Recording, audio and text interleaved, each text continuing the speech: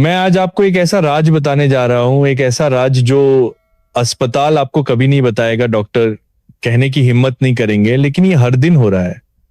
आपके शरीर में वो अनजाने दर्द, वो बीमारियां जिनका कोई कारण नहीं मिल रहा, वो असल में बुढ़ापा नहीं, ये एक अनदेखी आग है, एक अदृश्य अग्निकांड जो आपके शरीर के भीतर लगातार जल रहा है। ये आग आपके जोड़ों को जलाकर राख कर सकती है, आपकी खून की नसों को सख्त बना सकती है और आपके दिमाग को धुंधला कर सकती है। विक्रम सिंह है और मैंने शहर के एक प्रतिष्ठित आयुर्वेदिक अस्पताल में 35 साल काम किया है। पिछले महीने एक 62 साल के मरीज रमेश जी मेरे पास आए। उनकी उंगलियां इतनी सूज गई थी कि वे मुट्ठी भी नहीं बंद कर पाते थे और उनके घुटने ऐसे हो गए थे जैसे किसी पुराने जंग लगे कब्जे की तरह अकड़ गए हों। उनका वजन 10 किलो कम हो गया था। उन्होंने 3 बड़े अस्पतालों में हर तरह की जांच करवाई, लेकिन हर रिपोर्ट में यही आया कि कोई समस्या नहीं है। डॉक्टरों ने उन्हें बस 4 शब्द कहकर भेज दिया, आपकी उम्र हो गई है। लेकिन मैंने उन्हें देखते ही समझ लिया कि ये बुढ़ापे की बीमारी नहीं बल्कि क्रोनिक इन्फ्लेमेशन यानी पुरानी सूजन की समस्या है। ये बीमारी डायबिटीज से ज्यादा छिपी हुई, हाई ब्लड प्रेशर से ज्यादा चालाक और कैंसर से भी पहले आने वाली है।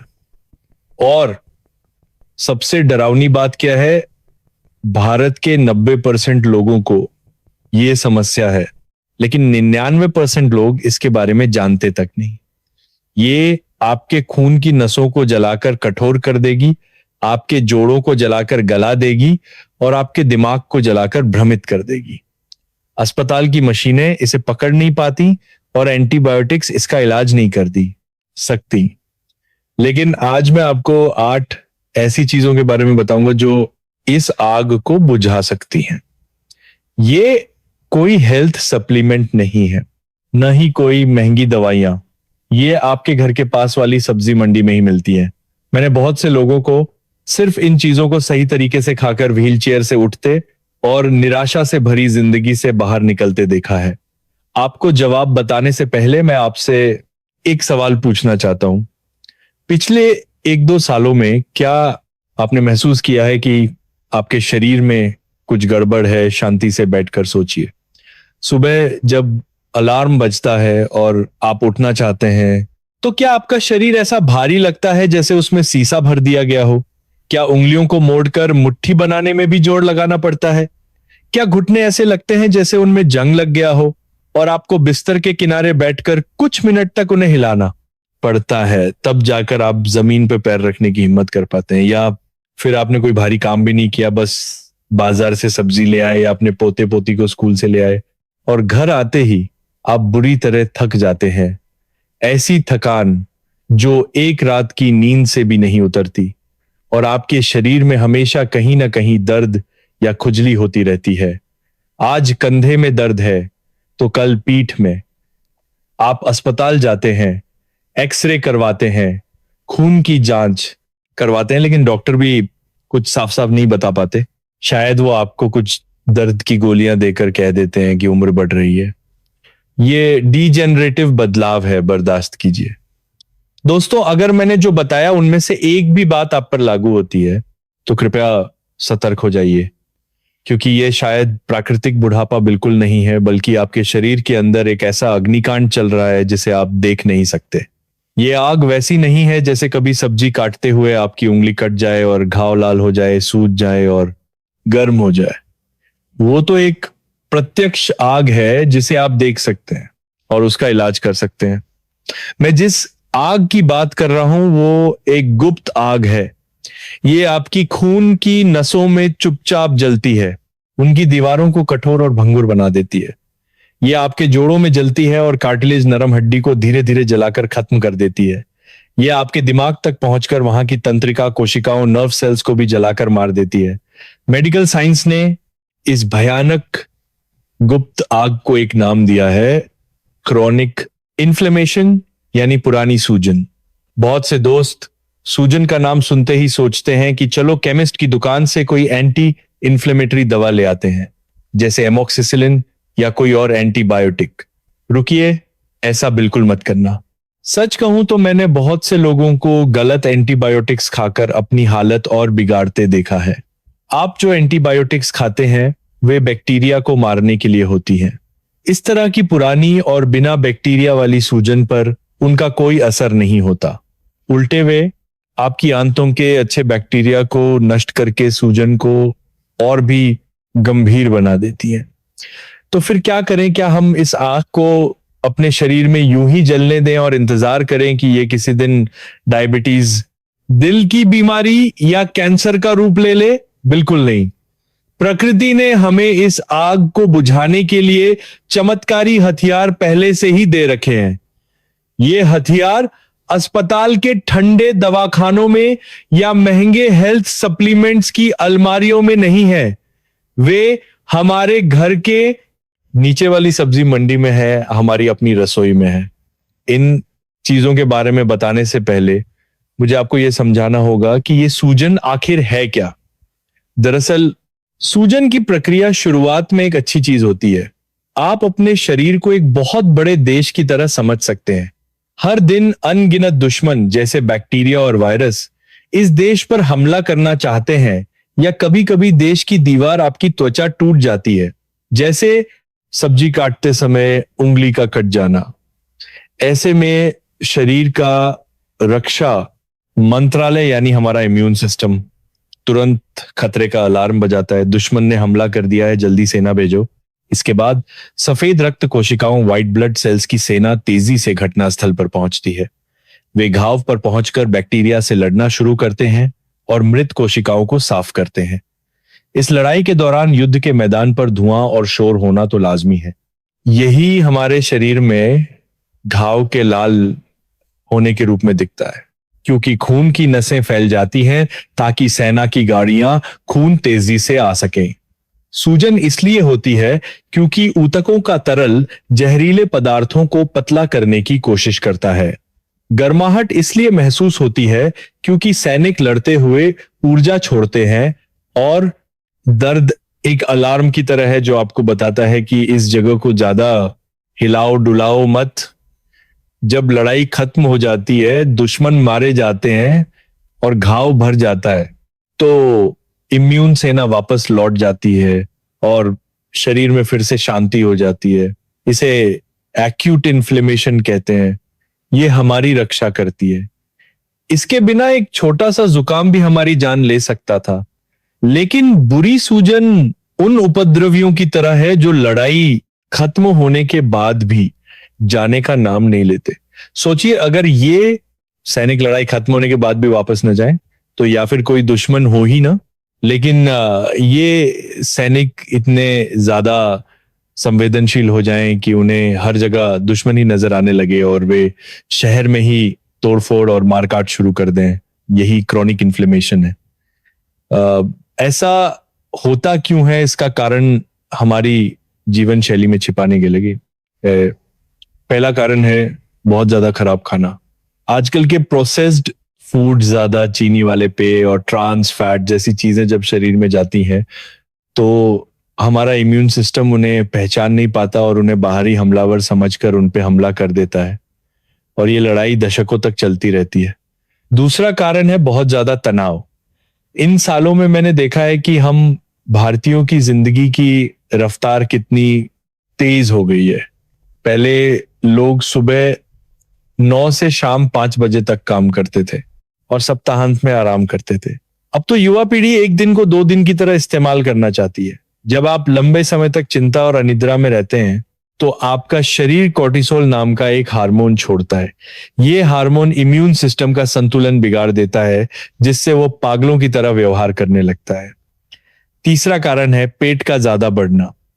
दोस्तों, अपने पेट को छू कर देखिए। वहां जो फिल्को संतुलन, आंतों की चर्बी, विसरल फैट है, वो सिर्फ मोटापा नहीं है।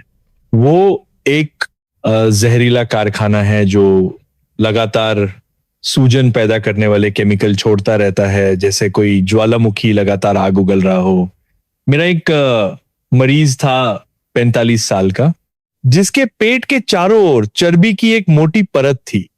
वह उसे बियर बेली कहता था और उसे सामान्य मानता था। जब उसकी जांच हुई तो फैटी लिवर, हाई कोलेस्ट्रॉल और हाई ब्लड प्रेशर तीनों चीजें निकली। उसने मुझसे पूछा, डॉक्टर साहब मैं तो बहुत सांस करते थे, ज्यादा नहीं खाता, फिर ऐसा क्यों हुआ? मैंने उसे समझाया, तुम ज्यादा नहीं खाते, तुम गलत खाते हो। ये आग जब एक बार जलना शुरू हो जाती है तो ये एक्यूट इन्फ्लेमेशन की तरह लाल या सूजी हुई नहीं दिखती। ये बहुत छिपी हुई होती है और धीमी आंच पर जलती है। जब ये खून की नसों में जलती है तो उनकी दीवारें क्षतिग्रस्त हो जाती हैं और कोलेस्ट्रॉल वहां जमा होने लगता है। यही आगे चलकर धमनियों का सख्त होना, एथेरोस्क्लेरोसिस, हाई ब्लड प्रेशर और दिल की बीमारी बन जाता है। जब ये अग्न्याशय पैनक्रियास में जलती है तो इंसुलिन रिसेप्टर्स खराब हो जाते हैं और ब्लड शुगर नीचे नहीं आता। यही टाइप 2 डायबिटीज बन जाता है। जब ये जोड़ों में जलती है तो इम्यून कोशिकाएं कार्टिलेज पर हमला करने लगती हैं और यही रूमेटाइड आर्थराइटिस, रूमेटॉइड आर्थराइटिस बन जाता है। तो अब देखिए, हम जिन बुढ़ापे की बीमारियों से डरते हैं उनकी जड़ कहीं ना कहीं इसी पुरानी आग से जुड़ी हुई है। ठीक है, अब जब आप सिद्धांत समझ गए हैं और पुरानी सूजन के खतरों को जान गए हैं तो अब मैं आपको प्रकृति द्वारा दिए गए 8 महान एंटी इन्फ्लेमेटरी खाद्य पदार्थों के बारे में विस्तार से बताऊंगा। जब एंटी इन्फ्लेमेटरी खाद्य पदार्थों की बात आती है तो मैं सबसे पहले हल्दी टर्मरिक का जिक्र करूंगा। मैंने इसे पहले नंबर पे क्यों रखा? क्योंकि मेरे 35 साल के मेडिकल करियर में ये सबसे स्थिर और आसानी से उपलब्ध होने वाला प्राकृतिक एंटी इन्फ्लेमेटरी एजेंट है जो मैंने देखा है। भारत में लोग इसे सुनहरी देवी कहते हैं और हमारे आयुर्वेद में भी ये खून को साफ करने और उसे चलाने में एक बेहतरीन औषधि मानी जाती है। मुझे एक मरीज याद है, श्रीमती वर्मा, एक रिटायर्ड टीचर, 68 साल की। उनके घुटनों में 10 साल से ज्यादा से दर्द था और उन्हें चलने के लिए छड़ी का सहारा लेना पड़ता था। उन्होंने अनगिनत बार डॉक्टरों को दिखाया और बहुत सारी दर्द निवारक दवाएं खाई, लेकिन जैसे ही दवा बंद होती दर्द वापस आ जाता था और लगातार दवा खाने से उनका पेट भी खराब हो गया था। बाद में एक दिन वो मेरे पास आई। मैंने उन्हें दवा देने के साथ साथ हर दिन हल्दी वाला दूध, टर्मरिक लाते पीने की सलाह दी। 3 महीने बाद जब वह दोबारा आई तो मैं ये देखकर हैरान रह गया कि वह बिना छड़ी के चल रही थी। उन्होंने मुझसे कहा, डॉक्टर साहब ये हल्दी सच में काम करती है। अब सुबह उठने पर मेरे घुटने अकड़ते नहीं है। हल्दी इतनी शक्तिशाली क्यों है? इसका राज इसके अंदर मौजूद एक तत्व करक्यूमिन में छिपा है। हमारे शरीर में सूजन को नियंत्रित करने वाला एक मास्टर स्विच होता है। जैसे ही यह स्विच ऑन होता है शरीर में सूजन शुरू हो जाती है। करक्यूमिन एक हाथ की तरह काम करता है जो इस स्विच को बंद कर सकता है। जोड़ों के दर्द पर हुए कई अध्ययनों से पता चला है कि लंबे समय तक करक्यूमिन लेने का असर इबुप्रोफेन जैसी दर्द निवारक दवाओं के बराबर हो सकता है। और सबसे बड़ी बात यह है कि यह पेट को नुकसान नहीं पहुंचाता। हम जैसे बुजुर्गों के लिए घुटनों के दर्द और गठिया के दर्द में हल्दी एक बहुत अच्छी सहायक है। लेकिन दोस्तों, यहां एक बहुत जरूरी बात है। अगर आप सिर्फ बाजार से हल्दी पाउडर खरीदकर उसे पानी में घोलकर पीते हैं या सब्जी में थोड़ा सा छिड़क देते हैं तो सच कहूं तो उसका कोई खास फायदा नहीं होगा। क्यों? क्योंकि करक्यूमिन को हमारा शरीर बहुत मुश्किल से सोख पाता है। आप जितना खाते हैं उतना ही लगभग बिना असर किए शरीर से बाहर निकल जाता है। इसका असर पाने के लिए आपको इसके 2 सुनहरे साथियों को याद रखना होगा जिनके बिना यह अधूरा है। साथ ही नंबर 1, काली मिर्च, ब्लैक पेपर। काली मिर्च में पिपेरिन पाइपराइन नामक एक चीज होती है। रिसर्च के आंकड़े हैरान करने वाले हैं।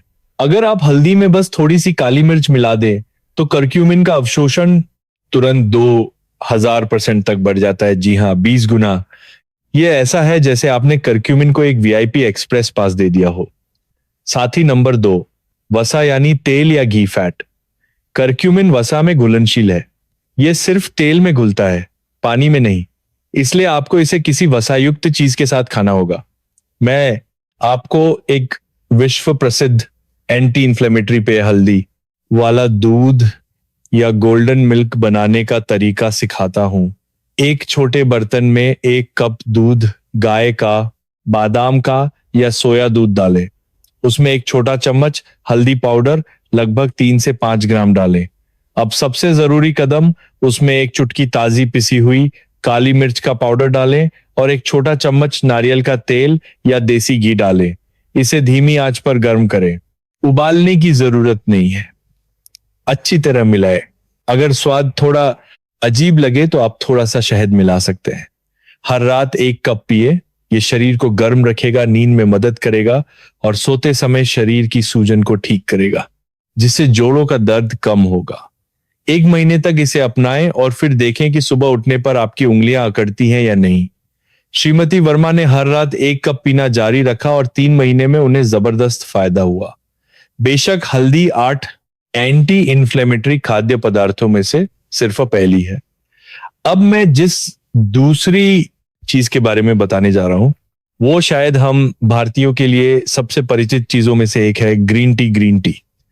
ग्रीन टी की बात करते हुए मुझे एक बात याद आती है। मैं अपनी क्लिनिक में अक्सर कई बुजुर्ग दोस्तों को सुबह सुबह एक बड़ा सा कप लेकर आते देखता हूं, जिसमें तेज ग्रीन टी होती है और वे उसे दिन भर पीते रहते हैं। कुछ लोग तो एक ही चाय की पत्ती में बार बार गर्म पानी डालकर पीते रहते हैं। ऊपरी तौर पर यह चाय पीने की एक अच्छी आदत लगती है, लेकिन असल में इस तरह पीने से न केवल सूजन रोधी प्रभाव नहीं मिलता, बल्कि यह आपके पेट को नुकसान भी पहुंचा सकता है। ग्रीन टी आग को क्यों बुझाती है? बहुत से दोस्त चाय पीते हैं, लेकिन आप शायद नहीं जानते कि सभी प्रकार की चाय में ग्रीन टी की सूजन रोधी क्षमता निर्विवाद रूप से सबसे ज्यादा है, क्योंकि ग्रीन टी को फर्मेंट नहीं किया जाता, इसलिए ये कैटेचिन्स नामक तत्व को सबसे ज्यादा मात्रा में बनाए रखती है। अगर फ्री रेडिकल्स शरीर में आग लगाने वाले आतंकवादी हैं, तो कैटेचिन उन विशेष कमांडो की तरह है जो इन आतंकवादियों को चुन चुनकर खत्म करते हैं। अध्ययनों से पता चलता है कि जो लोग ग्रीन टी पीते हैं, उनमें हृदय रोग और यहां तक कि कुछ प्रकार के कैंसर का खतरा भी कम होता है। इसका सारा श्रेय कैटेचिन की शक्तिशाली एंटीऑक्सीडेंट और एंटी इन्फ्लेमेटरी क्षमता को जाता है। लेकिन ग्रीन टी पीने के भी कुछ नियम हैं। अगर गलत तरीके से पी जाए तो ये जीवन बचाने वाली चाय पेट को नुकसान पहुंचाने वाली चाय बन सकती है। चाय पीते समय लोग आमतौर पर 3 गलतियां करते हैं, जिन्हें सुधारना जरूरी है। गलती 1, बहुत गर्म चाय पीना। बहुत से दोस्त खौलती हुई गर्म चाय पीना पसंद करते हैं।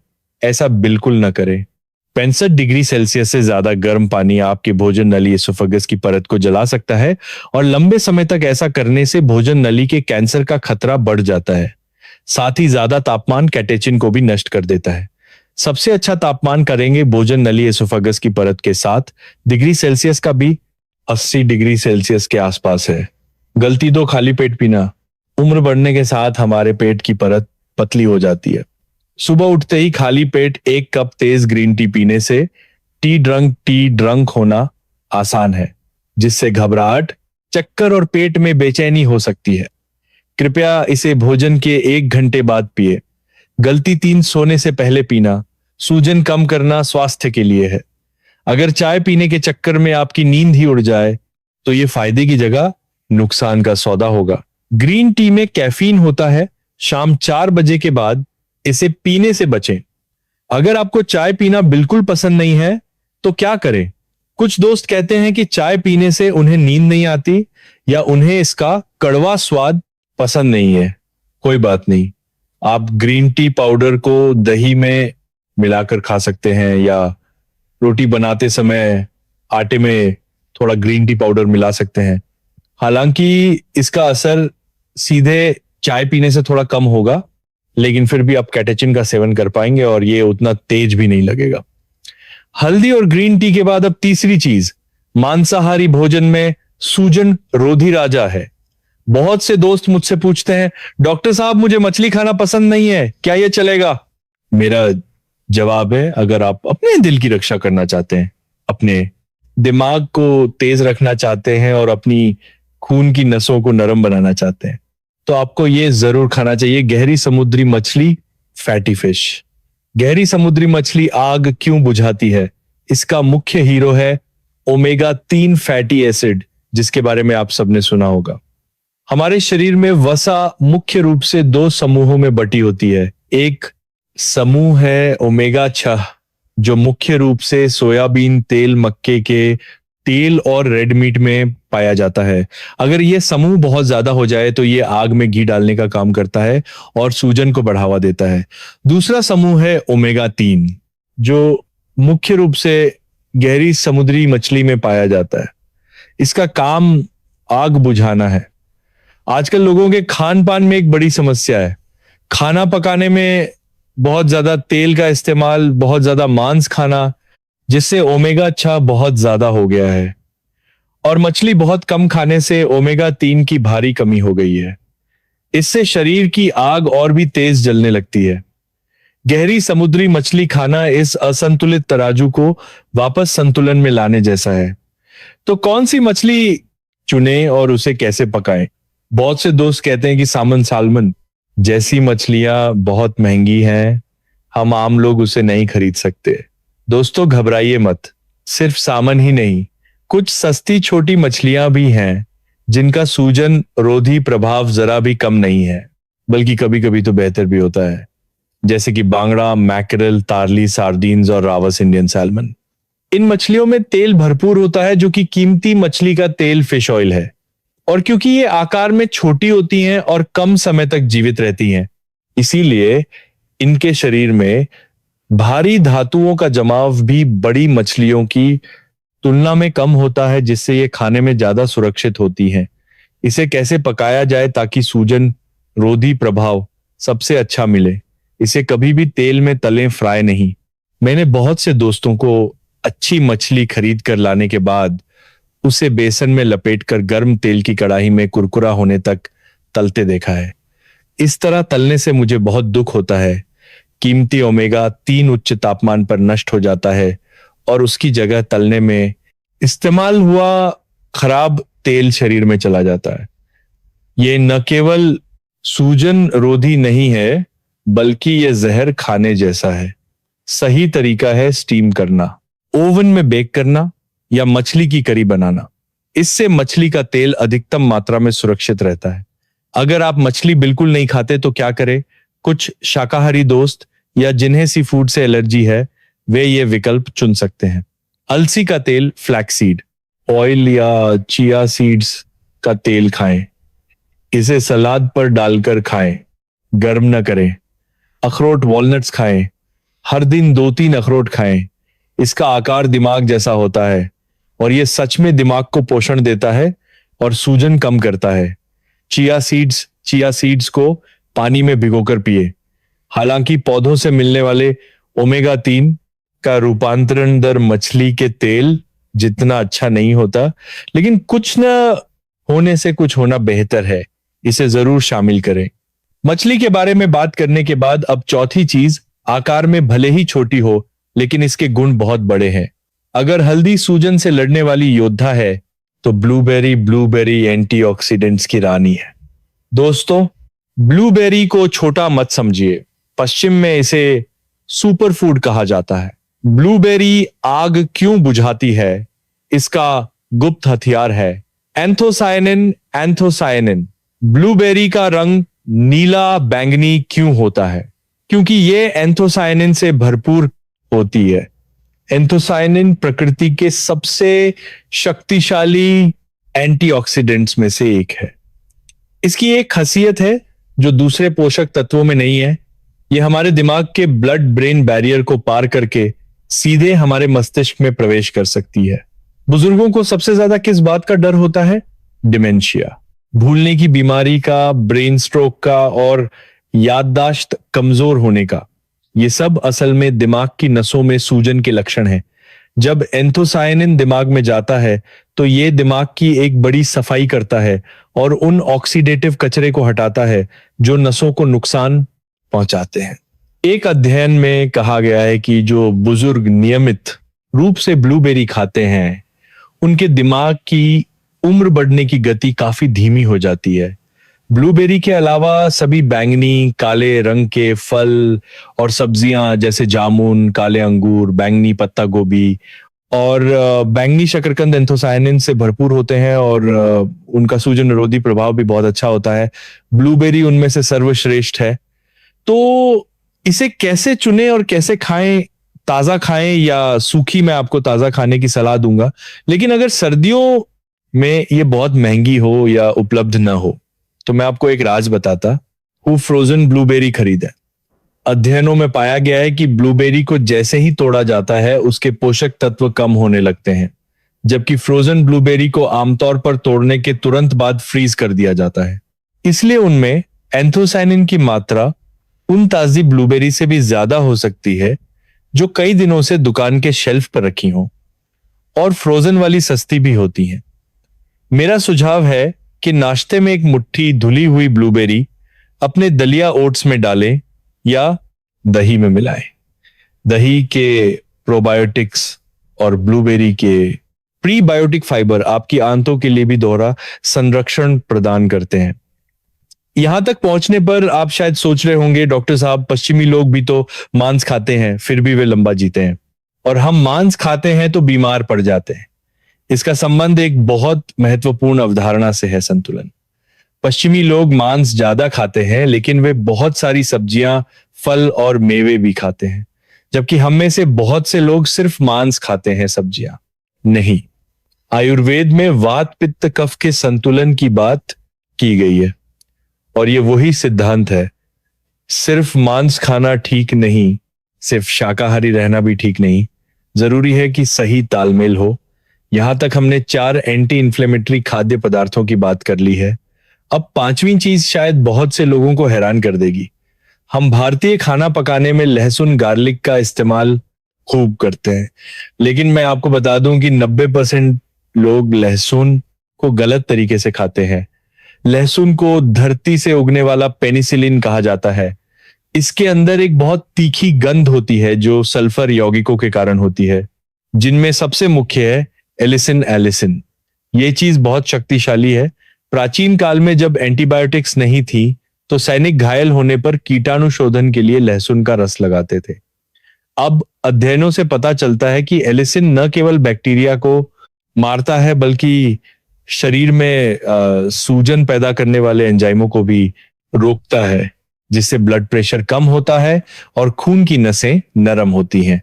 लेकिन 90% लोग लहसुन को गलत खाते हैं। मैंने इन सालों में देखा है कि मेरे पास आने वाले हाई ब्लड प्रेशर के मरीजों से जब मैं पूछता हूं कि क्या वे लहसुन खाते हैं, तो ज्यादातर कहते हैं हाँ, सब्जी में डालते हैं।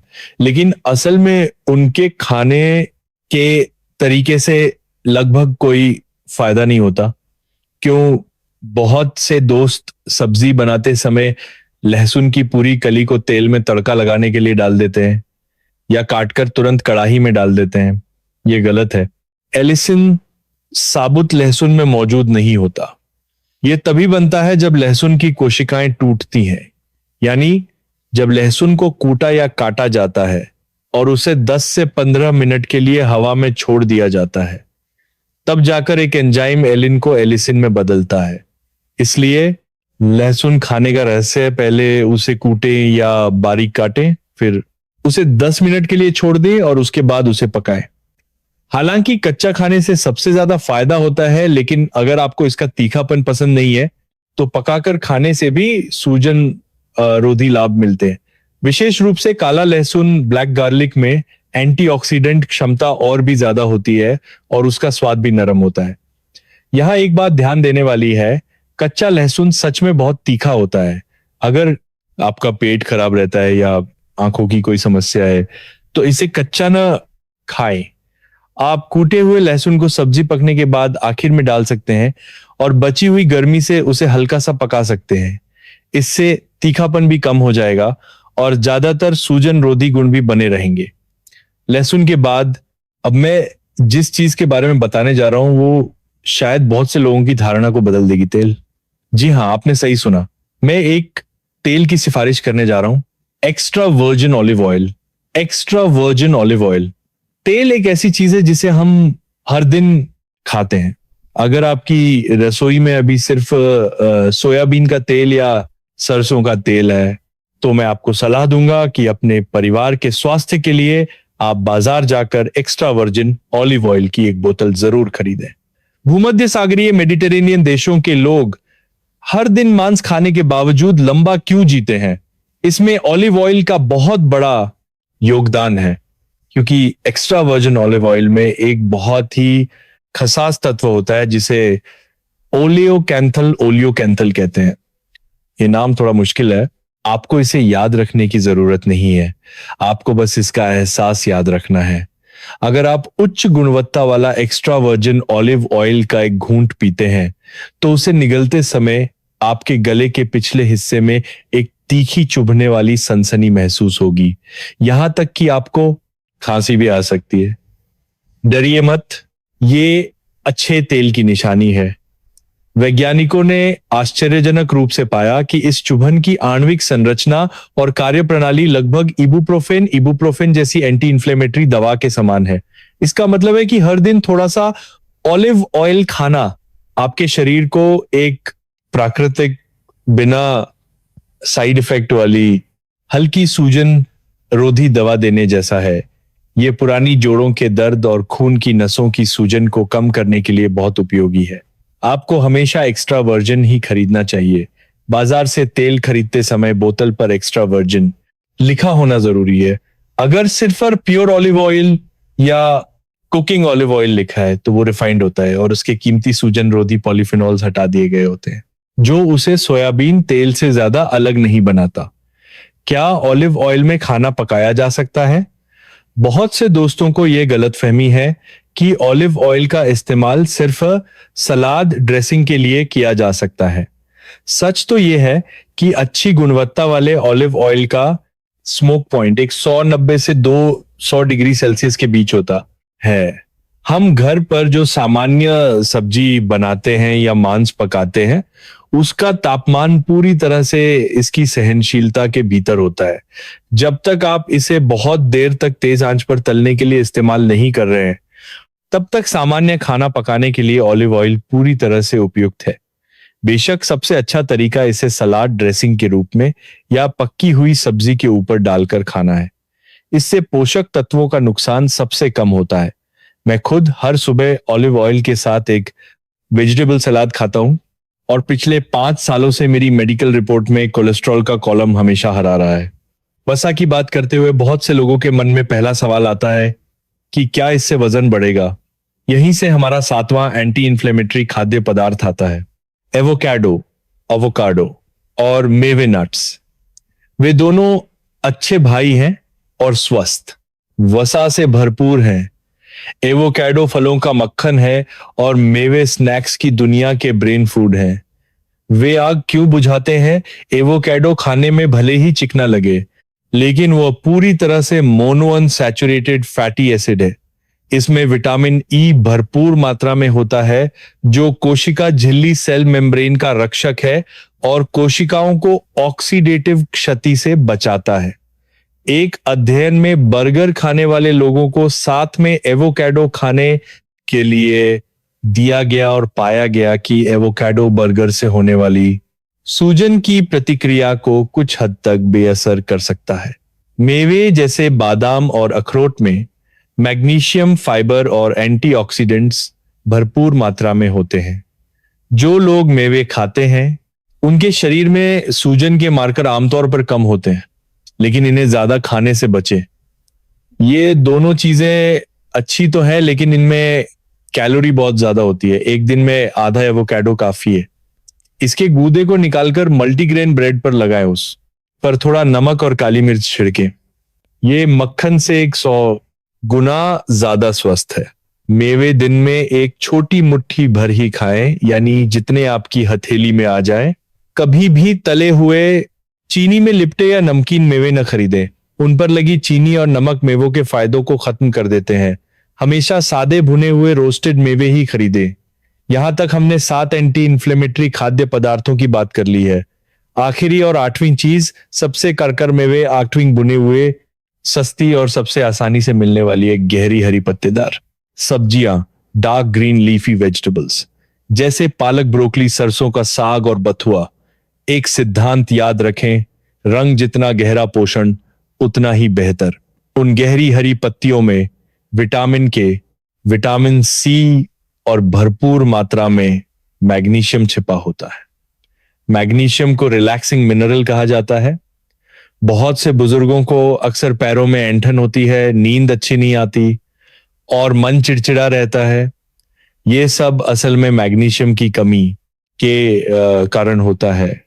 मैग्नीशियम की पर्याप्त मात्रा होने से शरीर का तनाव कम होता है और सूजन भी कम हो जाती है। इसके अलावा सब्जियों में मौजूद डाइटरी फाइबर हमारी आंतों के अच्छे बैक्टीरिया का भोजन है।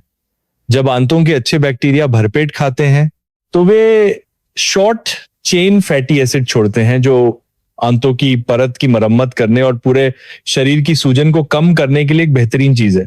तो सूजन विरोधी प्रभाव के लिए इसे कैसे खाएं?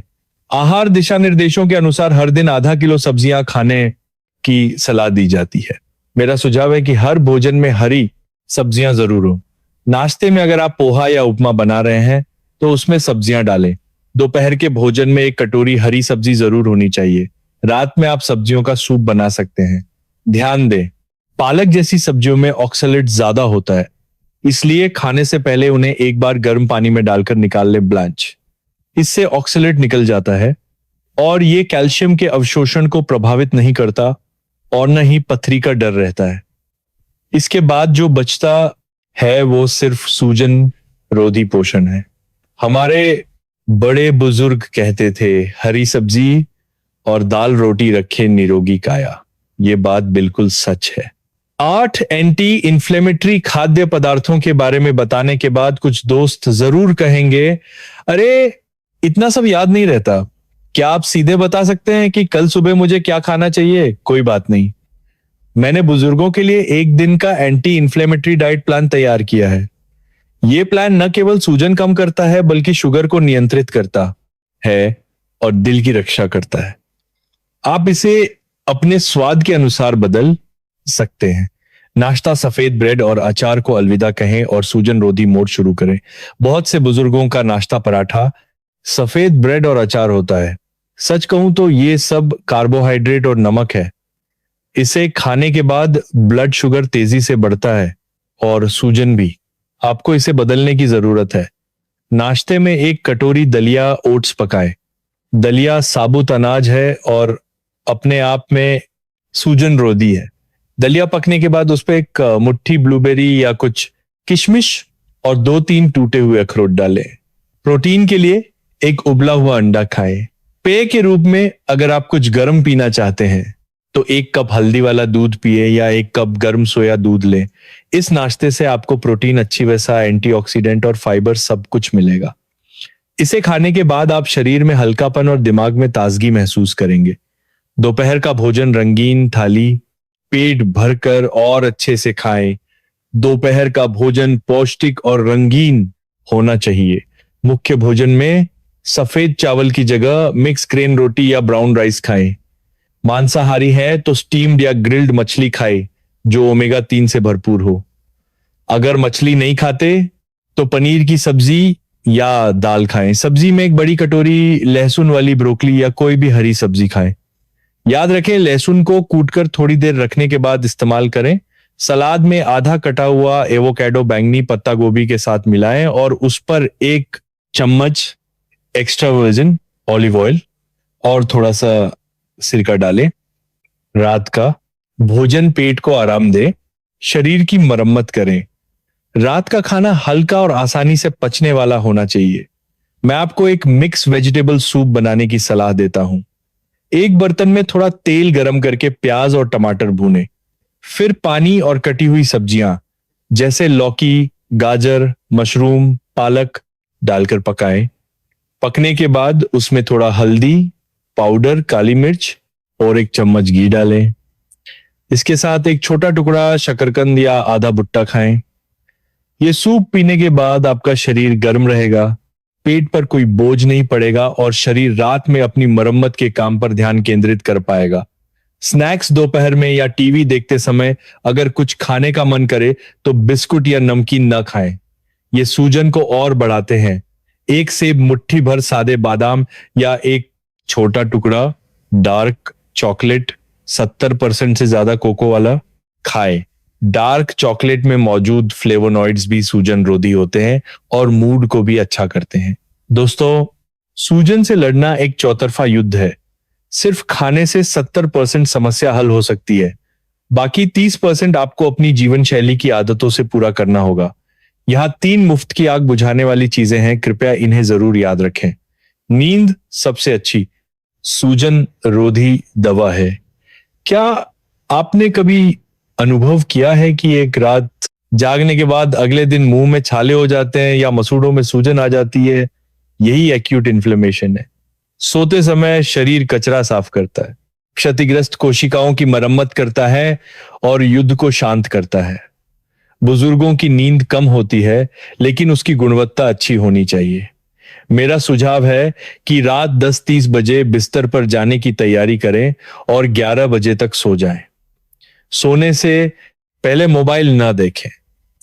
मोबाइल की नीली रोशनी मेलाटोनिन नींद का हार्मोन को रोकती है। अगर नींद ना आए तो गहरी सांसें लें या पैरों को गर्म पानी में डुबोएं। गतिशील रहें। जीवन बहते पानी की तरह है।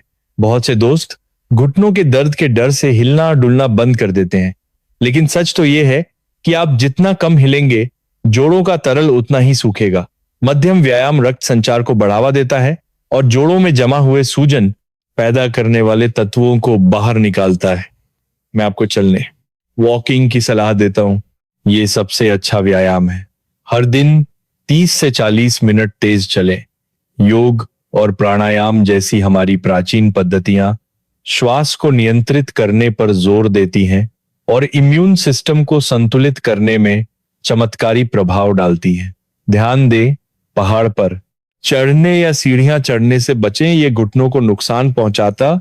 मैं खुद हर सुबह आधे घंटे टहलता हूं, चाहे बारिश हो या धूप, और ये मैं पिछले 10 सालों से कर रहा हूं। मन को शांत रखें, बेचैन न हो। आयुर्वेद कहता है कि क्रोध से पित्त बढ़ता है और शरीर में अग्नि पैदा होती है।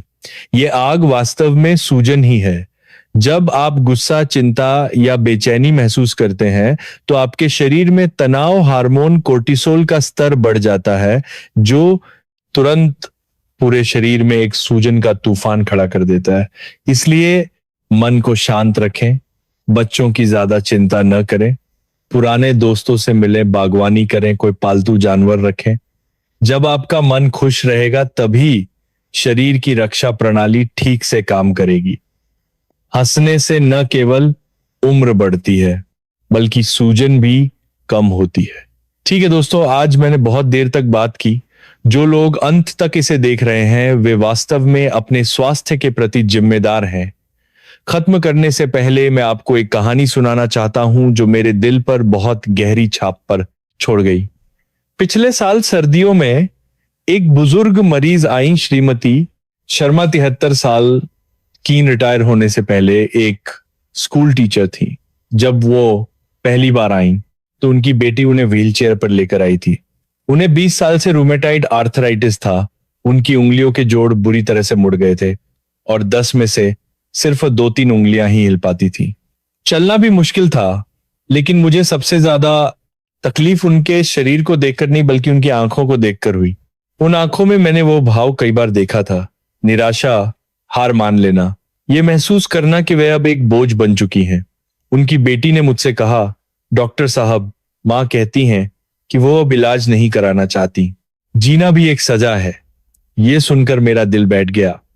मैंने श्रीमती शर्मा का हाथ पकड़ा। उनका हाथ लकड़ी की तरह ठंडा और सख्त था। मैंने उनसे कहा, शर्मा जी, ये बीमारी पूरी तरह से ठीक नहीं हो सकती, लेकिन हम इसे और बिगड़ने से रोक सकते हैं और आपकी जिंदगी की गुणवत्ता को बेहतर बना सकते हैं। क्या आप कोशिश करना चाहेंगी? उन्होंने मेरी तरफ देखा, बहुत देर तक चुप रहीं और फिर धीरे से सिर हिलाया। मैंने उन्हें दवा दी और साथ ही उन्हें उन 8 सूजन रोधी खाद्य पदार्थों को खाने की सलाह दी। 6 महीने बाद एक दोपहर मैं मरीज देख रहा था, तभी बाहर से किसी ने मुझे आवाज दी, डॉक्टर साहब।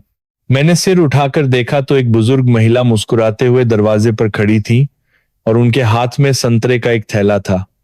मैं एक पल के लिए चौंक गया, उन्हें पहचान नहीं पाया। वह हंसकर बोली, डॉक्टर साहब मैं शर्मा जी हूं, आपको याद नहीं? मैं तुरंत खड़ा हो गया। मेरे सामने जो महिला खड़ी थी उनके चेहरे पर लाली थी और वो आराम से चल रही थी। वो 6 महीने पहले व्हील चेयर पर आई महिला से बिल्कुल अलग लग रही थी। उन्होंने संतरे मेरी मेज पर रखे और मेरा हाथ पकड़कर कहा, डॉक्टर साहब देखिए, मेरे हाथ अब हिलते हैं। मैं अब हर सुबह खुद अपने बाल बना सकती हूँ, कपड़े पहन सकती हूँ और नाश्ता बना सकती हूँ। पिछले महीने मैंने अपनी पोती के लिए एक स्कार्फ भी बुना। मेरी बेटी कहती है कि आप फिर से जिंदा हो गई हैं। ये कहते हुए उनकी आंखें भर बना आई और मेरी भी, क्योंकि मैं जानता था कि उन्हें किसी चमत्कारी दवा ने नहीं बल्कि उन्होंने खुद ने जिंदा किया था। ये उनकी विश्वास करने की इच्छा, जेनशिट करने की इच्छा और अपने जीवन की जिम्मेदारी लेने की इच्छा थी। वो संतरे का थैला मैंने कभी नहीं खाया, वो मेरे ऑफिस में रखा है। जब भी मैं उसे देखता हूं मुझे उनकी याद आती है और ये मुझे याद दिलाता है कि एक डॉक्टर हमेशा सिर्फ एक सहायक हो सकता है, असली चिकित्सक तो मरीज खुद होता है। हमारे पूर्वज कहते थे कि सबसे उत्तम वैद्य वो है जो बीमारी का इलाज नहीं करता बल्कि लोगों को बीमार होने ही नहीं देता। ये 8 सूजन रोधी खाद्य पदार्थ प्रकृति का दिया हुआ वही नुस्खा है जो हमें बीमार होने से बचाता है। चाहे आपकी उम्र 50, 60 या 80 साल हो, आपके शरीर में खुद को ठीक करने की अद्भुत क्षमता है। बस आपको उसे सही कच्चा माल यानी सूजन रोधी ऊर्जा से भरपूर भोजन देना होगा और शरीर आपको एक आश्चर्यजनक इनाम देगा। सबसे अच्छा डॉक्टर वास्तव में आप खुद हैं और सबसे अच्छी फार्मेसी आपकी रसोई है। अगर आप अंत तक यहां बने रहे तो इसका मतलब है कि आप सच में बदलाव लाना चाहते हैं। तो मैं आपको 3 छोटे काम देता हूं। काम 1, इस वीडियो को लाइक करें। ये मेरे लिए नहीं बल्कि उन लोगों के लिए है जिन्हें इस जानकारी की जरूरत है ताकि ये वीडियो उन तक पहुंच सके। काम 2, इसे शेयर करें। इस वीडियो को उन लोगों को भेजें जिनकी आप सबसे ज्यादा परवाह करते हैं, आपके माता पिता, आपके जीवन साथी, आपके अच्छे दोस्त। स्वास्थ्य सबसे अच्छा उपहार है। काम 3, कमेंट सेक्शन में एक संकल्प लें। नीचे कमेंट में लिखें, स्वास्थ्य मेरे अपने हाथ में है, और मुझे बताएं कि इन 8 खाद्य पदार्थों में से आप सबसे पहले कौन सा शुरू करने जा रहे हैं। मैं कमेंट सेक्शन में आपके सवालों का जवाब दूंगा। अकेले आप तेजी से चल सकते हैं लेकिन एक साथ मिलकर हम दूर तक जा सकते हैं। चलिए हम सब मिलकर स्वास्थ्य को अपने हाथों में लें। याद रखें, सबसे अच्छा डॉक्टर आप खुद हैं। हम अगली बार फिर मिलेंगे। स्वास्थ्य आपके अपने हाथ में है।